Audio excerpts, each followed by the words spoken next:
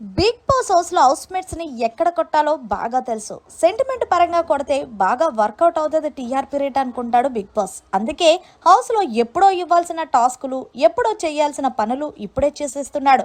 ఇక ఇందులో భాగంగా ప్రస్తుతం బిగ్ బాస్ హౌస్ లోకి ఫ్యామిలీ నుంచి వచ్చిన ఫుడ్ ఎవరికి కావాలి, ఎవరికి కాకూడదు అనేది ఒక ట్విస్ట్ అయితే పెట్టాడు. ఇక ముందుగా యష్మిని కన్వెక్షన్ రూమ్ లోకి పంపించి నిఖిల్, మణికంఠ ఇద్దరు ఇంటి దగ్గర నుంచి వచ్చిన ఫుడ్ ని అక్కడ పెట్టి వీళ్ళిద్దరిలో ఎవరిని డిసైడ్ చేస్తావనగానే ఆబ్వియస్లీ యష్మి అయితే నిఖిల్ ని డిసైడ్ చేసింది.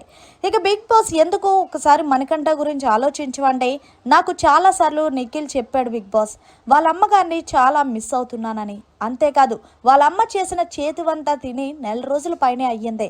ఒకవేళ నన్ను బిగ్ బాస్ ఏదైనా ఆఫర్ గురించి అడిగితే నేను మా ఇంటి దగ్గర నుంచి హోమ్ ఫుడ్ పంపించమని చెప్తాను.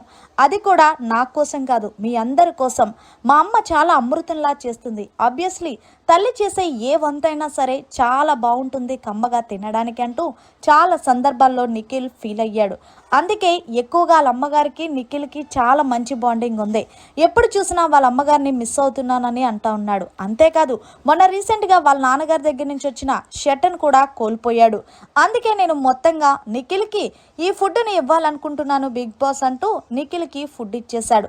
ఇక ఇందులో భాగంగా నిఖిల్ ఆ ఫుడ్ని తీసుకొని చాలా ఎమోషనల్ అవుతూ అమ్మ ఐ లవ్ యూ అంటూ వాళ్ళ అమ్మగారు పంపించిన ఫుడ్ని హౌస్లో ఉన్న హౌస్ మేట్స్ అందరికీ కూడా తినిపించాడు. నిజంగా హౌస్ మేట్స్ కూడా నిజంగా చాలా బాగుంది నిఖిల్, అమ్మ ఐ లవ్ యూ, అమ్మ థ్యాంక్ యూ అంటూ పృథ్వీ, యష్మి వీళ్ళందరూ చెప్తున్నారు. మరి మొత్తంగా యష్మి చేసిన పని కరెక్ట్ అంటారా, నిఖిల్కి ఇచ్చి, లేకపోతే మణికంఠ విషయంలో ఏదన్నా ఫేవరిజం చూపించలేదంటారనేది జర కామెంట్ రూపంలో తెలియచేయండి. అయితే నిఖిల్ చిన్న పిల్లలాగా ఏడ్చేశాడనే చెప్పాలి లైవ్లో చాలాసేపు. మరిన్ని లేటెస్ట్ అప్డేట్స్ కోసం చూస్తూనే ఉండండి మన ఛానల్.